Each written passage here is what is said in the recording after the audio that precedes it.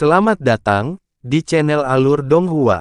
Sebelum menonton, silahkan subscribe, biar Mimin tambah semangat update-nya.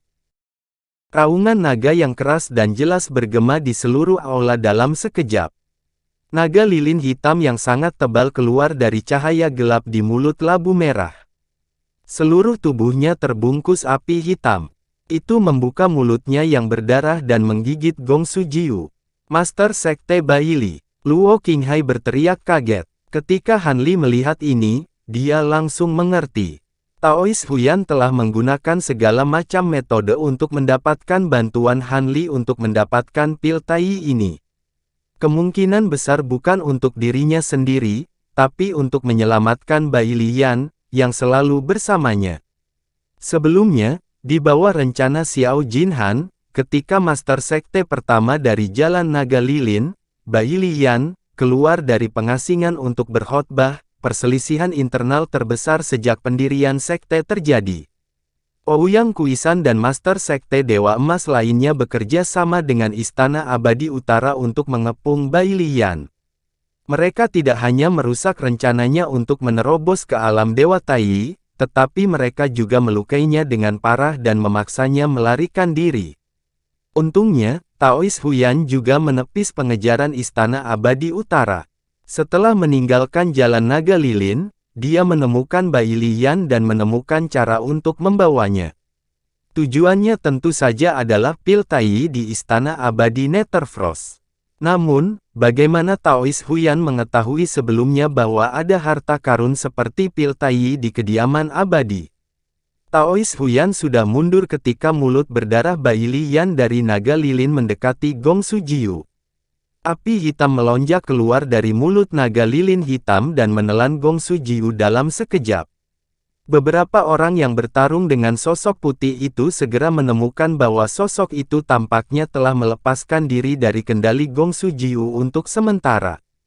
Gerakan mereka langsung melambat. Oleh karena itu, mereka semua menyerang dan dengan cepat mengalahkan semuanya. Setelah sosok di kabut putih menghilang, sosok semua orang melintas dan mengepung naga lilin. Setelah sekitar 10 napas, mulut besar naga lilin menutup dan tubuhnya dengan cepat menyusut seukuran ular kecil. Itu melilit labu merah. Meskipun pil Tai dapat membantu saya memulihkan dan membersihkan api karma di tubuh saya, masih perlu waktu untuk disempurnakan sedikit demi sedikit. Saat ini, aku hanya bisa membantumu sebanyak ini, kata naga lilin cepat. Tidak apa-apa, Anda harus beristirahat dengan baik terlebih dahulu. Jangan tunda pemulihan Anda, kata Taois Huyan segera. Bai Liyan segera naik ke mulut labu lalu menghilang. Ketika Taois Huyan melihat ini, dia segera mengingat labu merah menyala dan menggantungnya di pinggangnya. Dia datang dan pergi begitu cepat sehingga Luo Qinghai dan yang lainnya tidak bisa bereaksi. Namun, ada baiknya dia banyak membantu mereka. Dia tidak hanya membantu untuk menyingkirkan bayang-bayang, tetapi dia juga menjebak Gong Sujiu. Semuanya, cepat gunakan teknik kalian untuk menyempurnakan tubuh fisik Gong Sujiu dan kemudian tangkap Nas Chen Soul-nya, kata Luo Qinghai dengan ekspresi serius. Semua orang secara alami memahami pro dan kontra dari situasi tersebut. Mereka semua membentuk isyarat tangan dan melemparkan mantra ke arah api hitam yang belum menghilang. Api merah, cahaya biru, petir keemasan, dan cahaya darah melonjak ke dalam api hitam dari 5 arah pada saat yang sama, mengompres api hitam menjadi bola api dengan radius kurang dari 10 kaki.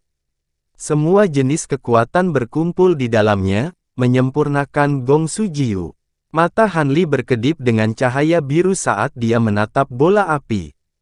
Dia menemukan bahwa ada dinding ki tembus pandang di sekitar tubuh Gong Sujiu, menghalangi api dan kekuatan hukum. Selain itu, lapisan dinding ki diliputi dengan lapisan cahaya merah redup yang menjadi semakin terang. Mata semua orang, termasuk mata Han Li, memancarkan sedikit keterkejutan. Mereka ingin menghindar, tapi sudah terlambat. Ledakan keras terdengar. Gelombang udara yang sangat keras yang dapat menjatuhkan gunung dan menjungkirbalikkan lautan menyapu ke segala arah. Itu terbungkus dalam api hitam dan kekuatan berbagai hukum, dan itu langsung membuat semua orang di sekitarnya terbang. Bang, bang, bang. Istana emas sudah diambang kehancuran. Pada saat ini, setelah dipukul oleh beberapa orang, akhirnya tidak dapat menahan beban dan roboh dengan gemuruh yang keras. Kubah itu meledak ke segala arah, dan dindingnya menjadi reruntuhan. Namun, sebelum mereka bisa berdiri dari reruntuhan, mereka melihat sosok Gongsu Jiu sudah muncul. Saya awalnya memiliki hati yang penuh belas kasihan dan ingin mengundang Anda ke pengadilan abadi untuk bertobat selama 1.000.000 tahun. Mungkin Anda dapat menyadari kesalahan Anda dan memperbaikinya. Sepertinya Anda tidak dapat menerima kebaikan saya. Maka, jangan salahkan aku karena kejam. Gongsu Jiu menghela nafas pelan dan berkata perlahan. Kemudian, dia melambaikan tangannya di depannya, dan 5 cahaya warna-warni menyala dari ujung jarinya. 5 harta sihir berbentuk bulu yang tidak diketahui terbang keluar dan terbang menuju Han Li dan yang lainnya. Han Li memusatkan pandangannya pada bulu itu untuk menemukan bahwa bulu itu berkilauan dengan cahaya ilusi, membuatnya sulit untuk melihatnya dengan jelas. Semburan fluktuasi hukum sepertinya memancar dari bulu, dan dia cukup terkejut melihat ini saat dia buru-buru mengangkat pedangnya untuk membela diri. Pergelangan tangan Jiao San bergetar, dan gelang perak yang diukir dengan pola kuno terbang keluar dari pergelangan tangannya. Itu berputar di depannya dan mekar dengan cahaya perak yang menyilaukan. Tangan Cili Jiao membentuk busur di depannya dan memanggil piring emas. Cahaya keemasan menyala dan berubah menjadi perisai persegi emas, menghalangi di depannya. Di dalam aula, suara tabrakan terdengar satu demi satu. Pedang panjang di tangan Han Li melengkung di udara dengan cara yang sangat berlebihan, dan bila pedang itu menghantam dadanya dengan keras, membuatnya terbang beberapa ribu kaki jauhnya sebelum menabrak gunung. Harta sihir kipas giok Luo Qinghai hancur berkeping-keping oleh bulu itu. Bahunya tertembus, dan ada lubang berdarah yang besar. Seluruh tubuhnya dikirim terbang ribuan kaki jauhnya dan menabrak tanah. Gelang perak Jiao San rusak, dan tubuhnya juga terpental. Namun, dia tampaknya tidak menderita luka apapun. Adapun Cili Jiao, bulu itu menghancurkan perisainya dan menembus kepalanya. Naschen Soul-nya dengan cepat dibawa ke lengan baju Gongsu Jiu. Reaksi Daois Huyan berdetak terlalu lambat saat dia mencoba mengambil labu merah-merah.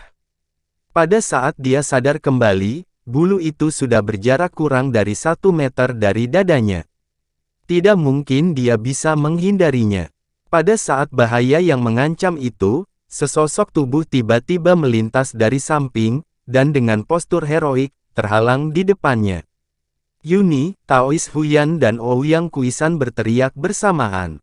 Salah satu dari mereka buru-buru menarik lengannya, mencoba menariknya pergi. Tubuh orang lain diwarnai merah, dan dia menggunakan teknik rahasia, pelarian darah. Di saat-saat terakhir, dia bergerak ke depan Yuni dan memblokirnya. Bulu itu berkelap-kelip dengan cahaya 5 warna dan menembus beberapa lapisan perisai cahaya pelindung. Itu menembus ke dahi Ouyang Kuisan dan menghancurkan kepala dan lautan kesadarannya. Mereka bertiga bertabrakan satu sama lain dan terbang pada saat yang sama, bertumpuk satu sama lain dan jatuh ke tanah. Wajah Yuni penuh keterkejutan. Dia buru-buru membantu Ouyang Kuisan, tetapi dia menemukan bahwa matanya telah kehilangan semangat. Hanya ada senyum puas di wajahnya.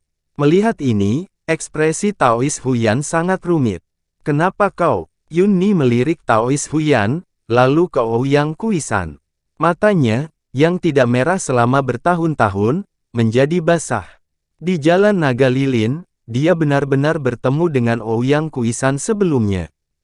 Keduanya bahkan meninggalkan gunung untuk bepergian bersama. Dia selalu tahu perasaan Ouyang Kuisan untuknya. Namun, dalam hal cinta, tidak ada yang pertama datang, pertama dilayani, dan tidak ada keadilan. Pada saat ini, Nas Chen Sol emas tiba-tiba terbang keluar dari dantian Ouyang Kuisan. Cahaya keemasan di permukaannya redup, dan sepertinya diambang kematian. Hanya mata kecilnya yang menatap Yunni. Apakah itu layak? Tanya Yunni dengan mata berkaca-kaca. Sepanjang hidup saya mengikuti aturan dan mengejar jalan keabadian. Saya berharap suatu hari, saya dapat melakukan apapun yang saya inginkan, dan melakukan perjalanan keliling dunia ini dengan pendamping abadi saya. Sayangnya, semakin tinggi tingkat kultivasi saya, semakin lebih banyak pembatasan. Hari ini, saya akhirnya bisa melakukan apapun yang saya inginkan. Apa yang tidak layak, kata Nas Chen Sol dari Ouyang Kuisan. Lakukan apapun yang aku mau. Ouyang Kuisan, kamu sangat baik. Jangan khawatir, saya akan membantu Anda bangkit kembali. Daois Huyan tersenyum dan mengeluarkan kotak cendana merah seukuran telapak tangan. Ouyang Kuisan meliriknya dan terbang ke kotak cendana merah. Saat ini, Han Li terbang kembali dari gunung dan mendarat di sebelah Taois Huyan. Dia secara alami melihat adegan Ouyang Kuisan menghalangi Yunni. Meskipun ekspresinya tidak berubah, hatinya tergerak. Dia tidak bisa tidak berpikir lebih tinggi tentang Ouyang Kuisan. Setelah Jiao San melirik mayat Cili Jiao, dia juga terbang.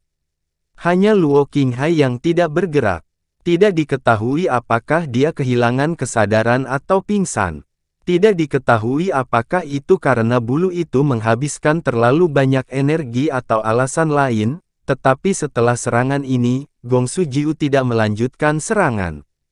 Dia hanya berdiri di sana tanpa bergerak. Mengapa kamu tidak menggunakan kekuatan hukum waktu? Apakah kamu ingin mempertahankan kekuatanmu dan melarikan diri? Jiao San memandang Han Li dengan ekspresi tidak ramah dan dengan dingin mengirimkan suaranya. Aku punya kartu truf yang mungkin bisa membunuhnya, tapi aku sudah menghabiskan terlalu banyak kekuatan hukumku, jadi aku perlu menghemat kekuatan hukum untuk saat-saat kritis, jadi sekarang bukan waktunya, Han Li menjawab dengan menggelengkan kepalanya. Saya harap Anda mengatakan yang sebenarnya. Jika Anda dapat melarikan diri kali ini, saya dapat memberi Anda seni peningkatan roh tingkat pertama. Juga, dengan tingkat kultivasi Anda, jangan pernah berpikir untuk melarikan diri dari seorang kultivator alam Dewa Tai. Nada suara Jiao San tidak berubah sama sekali dan dia berkata dengan dingin. Daois Jiao San, jangan sembunyikan kekuatanmu lagi. Saat dia berbicara, dia dengan santai melihat sekeliling dan mendengar jawaban sarjana bertopeng putih istana Changliu, Han Li. Sue Ying tidak berencana membiarkan mereka berdua pergi dan mengejarnya. Nan Kemeng juga telah dikirim terbang oleh serangan sebelumnya. Tidak ada yang tahu di mana dia mendarat. Tanpa bantuan Ouyang Kuisan, Master Taois abadi emas dari Jalan Naga Lilin dipukul mundur oleh boneka tombak. Dalam waktu kurang dari 10 menit, dia akan benar-benar dikalahkan. Han Li tiba-tiba berkata kepada Taois Huyan dan Yunni, rekan Daois Huyan, kalian berdua pergilah membantu sesama anggota sekte itu. Kami akan menangani ini. Kamu, Taois Huyan terkejut dan ragu-ragu. Kamu baru saja melihatnya. Tidak ada gunanya angka. Jika kita ingin berurusan dengan orang ini, kita hanya bisa mengambil risiko. Han Li tersenyum dan berkata, baiklah, kamu punya banyak trik di lengan bajumu. Aku tidak bisa memahaminya. Setelah ini, jika saya memiliki kesempatan, saya akan mentraktir Anda sebotol minuman baru saya, mimpi musim semi dan musim gugur. Daois Huyan tidak ragu dan tersenyum. Ketika Taois Huyan berbalik, Han Li tiba-tiba mentransmisikan suaranya kepadanya, apa saja efek dari pil persatuan ekstrim ini. Dari bagaimana Luo Qinghai dan yang lainnya begitu bersemangat untuk mendapatkannya, sepertinya tidak mudah, pil obat penyembuhan kelas atas. Taois Huyan menjelaskan, tentu saja, pil persatuan primordial ini bukanlah pil penyembuh. Ini adalah pil roh kelas tertinggi yang didambakan semua dewa emas bahkan dalam mimpi mereka. Ini disebut persatuan besar. Mungkinkah terkait memasuki panggung persatuan agung? Hati Han Li bergerak. Itu benar. Kegunaan paling penting dari pil Taiyi adalah untuk membantu puncak dewa emas menahan peluruhan kelima. Daois Huyan mengangguk. Jadi begitu. Han Li sangat gembira mendengar ini. Pil zenit tinggi sama pentingnya seperti pil jiwa emas bagi dewa sejati, dan pil itu bahkan lebih berharga. Pil persatuan primordial yang dia peroleh pada akhirnya jelas merupakan pil kelas tertinggi di seluruh kuali, dan efeknya bahkan lebih terbukti dengan sendirinya. Taois Huyan menyingkirkan tubuh Ouyang Kuisan dan terbang menuju boneka tombak yang tersisa bersama Yun Ni. Han Li menegakkan tubuhnya dan memeriksa keadaan tubuhnya. Dia dengan erat mencengkeram pedang hangat awan bambu dan melirik Jiao San, menunjukkan bahwa dia harus bersiap untuk menyerang. Pada saat itu, raungan teredam datang dari singgasana emas. Seluruh aula bergetar. Meski aula telah runtuh, singgasananya tidak rusak. Mayat di kursi tiba-tiba duduk tegak. Seluruh tubuhnya memancarkan cahaya abu-abu pekat yang tak tertandingi. Penghalang cahaya keemasan sepertinya merasakan sesuatu, dan cahaya keemasan yang dipancarkannya tiba-tiba meningkat. Rune emas seukuran telapak tangan yang tak terhitung jumlahnya muncul, dan terhubung menjadi satu bentangan. Sinar cahaya abu-abu yang menyilaukan keluar dari celah di rune, menerangi sekeliling dengan warna abu-abu berkabut. Haha, tawa riang tiba-tiba datang dari penghalang cahaya keemasan. Tawanya tidak keras, tetapi semua orang yang hadir merasakan sakit yang tajam di kepala. Seolah-olah jarum baja panas yang tak terhitung jumlahnya menusuk jiwanya. Semua orang yang hadir terkejut. Mereka buru-buru menggunakan teknik untuk melindungi jiwanya lalu mundur. Mata Han Li berkedip, dan sosoknya juga terbang mundur. Gongsu Jiu juga terkejut. Dia tidak mengejar mereka lagi. Matanya menoleh untuk melihat penghalang cahaya keemasan. Bayangan putih melintas, dan Sue Ying mendarat di sebelah Gongsu Jiu. Dia mengikuti garis pandang Gongsu Jiu, melihat sangkar cahaya emas.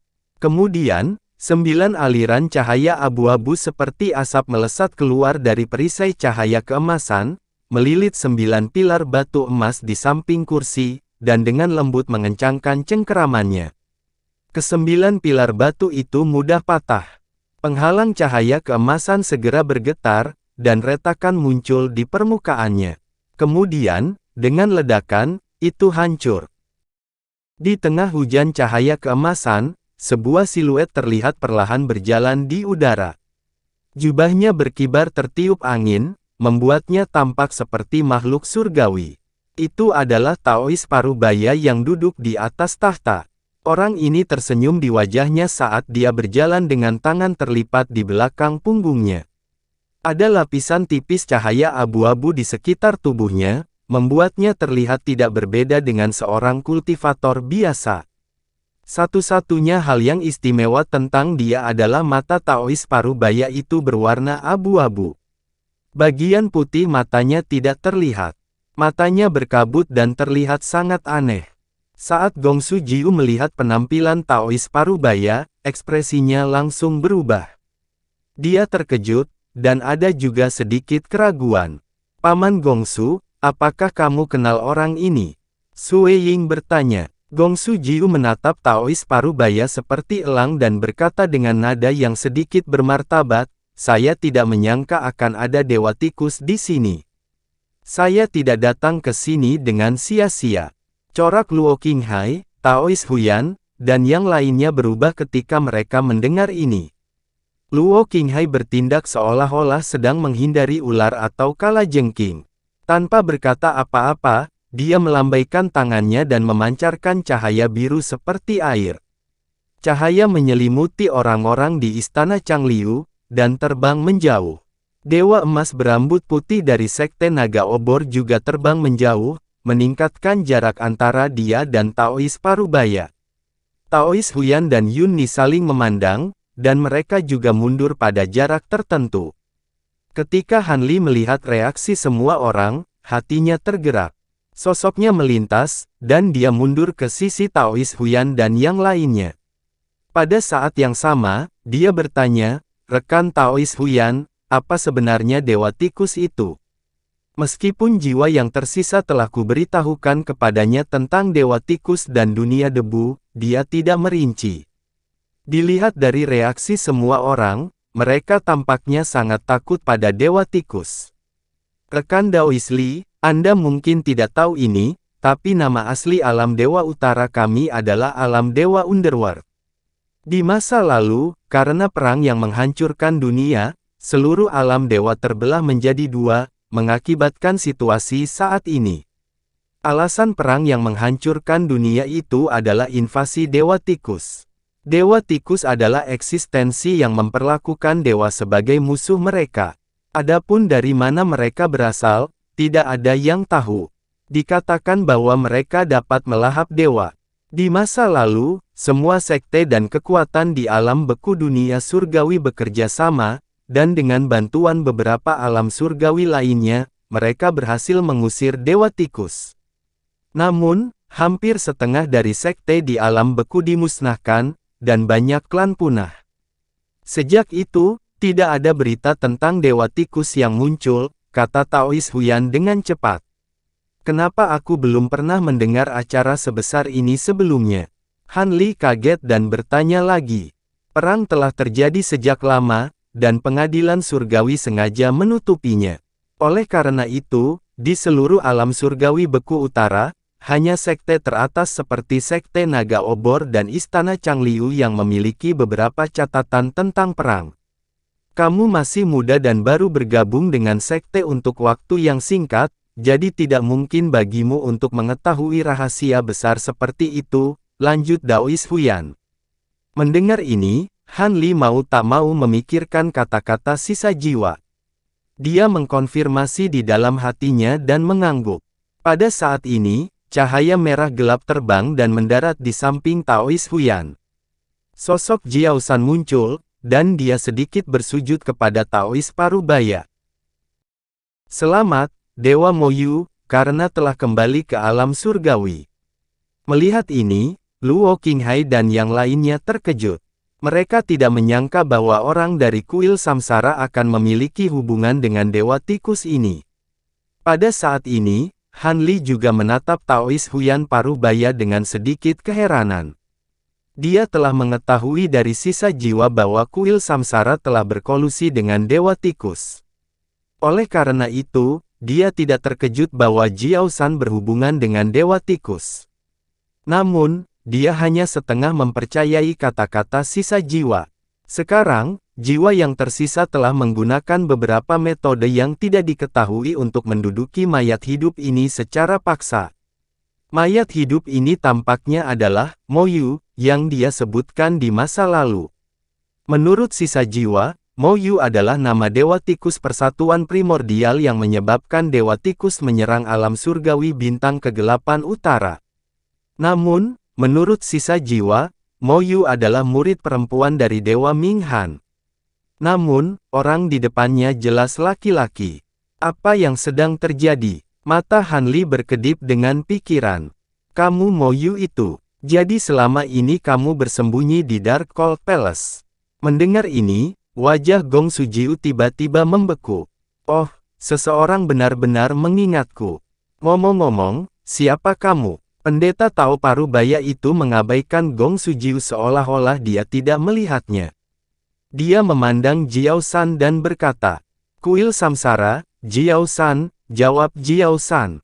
Begitu dia selesai berbicara, tubuhnya memancarkan cahaya merah dan penampilannya berubah dengan cepat. Dalam sekejap mata, dia berubah menjadi wanita anggun dengan gaun merah. Namun, wajahnya ditutupi oleh topeng naga merah. Jiao San, aku berutang budi padamu kali ini. Katakan padaku, siapa yang ingin kamu bunuh? Moyu melihat sekeliling dan berkata. Mendengar ini, Jiao San tidak berbicara. Dia menunjuk Gong Sujiu dan mundur ke samping. Moyu menoleh untuk melihat Gong Sujiu dan tersenyum tipis, tatapannya tertuju pada Han Li sejenak. Nak, mengapa keadaanmu begitu menyedihkan? Kamu telah menyia-nyiakan hukum Maha Guru. Tunggu sampai saya melunasi hutang budi saya, lalu saya akan mengobrol dengan Anda lagi. Mo Yu melihat penampilan tertekan Han Li dan terkekeh. Ketika yang lain mendengar ini, mereka semua menoleh untuk melihat Han Li dengan ekspresi aneh. Anak muda Li, apa hubunganmu dengan Dewa Tikus ini? Tanya Taois Huyan. Ceritanya panjang. Kami bertemu secara kebetulan di sebuah istana dan aku membawanya keluar. Saya tidak tahu apakah dia teman atau musuh. Han Li tersenyum pahit dan menjawab. Apakah kamu benar-benar memasuki istana cahaya bulan yang legendaris? Mata Taois Huyan melebar. Dari kelihatannya, sepertinya memang begitu, jawab Han Li.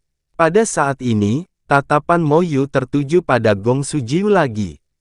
Aku, Mo Yu, harus membalas budi. Maaf, Dewa Tertinggi. Bolehkah saya bertanya, bagaimana Anda ingin mati? Mo Yu berkata tanpa daya. Huff. Jiwa Anda baru saja kembali dan alam Anda tidak stabil. Anda ingin mengulur waktu untuk pulih. Gong Sujiu tersenyum dan membentuk segel dengan kedua tangannya. White Qi melonjak di depannya dan 10 sosok putih muncul. Setiap sosok beberapa kali lebih besar dari yang sebelumnya dan terbang menuju Mo Yu. Ya, ini buruk. Anda melihat melalui ini. Apakah semua utusan pengawas menjadi begitu pintar? Mo Yu tampaknya menari untuk sementara waktu, tetapi setelah itu, cahaya abu-abu terbang keluar dari telapak tangannya, dan kemudian dia berkata dengan ekspresi serius, "Ayo pergi." Kemudian, dia berkata dengan ekspresi serius, "Sebenarnya, aku hanya perlu satu gerakan untuk membunuhmu." Begitu suaranya jatuh, cahaya abu-abu tiba-tiba meledak, berubah menjadi benang abu-abu yang tak terhitung jumlahnya. Utas abu-abu ini sangat cepat dan jumlahnya banyak. Mereka dengan padat menutupi ruang beberapa ratus meter dan langsung menembus sosok putih. Tidak ada satu pun yang terlewatkan. 10 sosok putih itu tertusuk oleh benang abu-abu dan segera berhenti. Kemudian, meledak di tempat dan berubah menjadi kabut yang hanyut.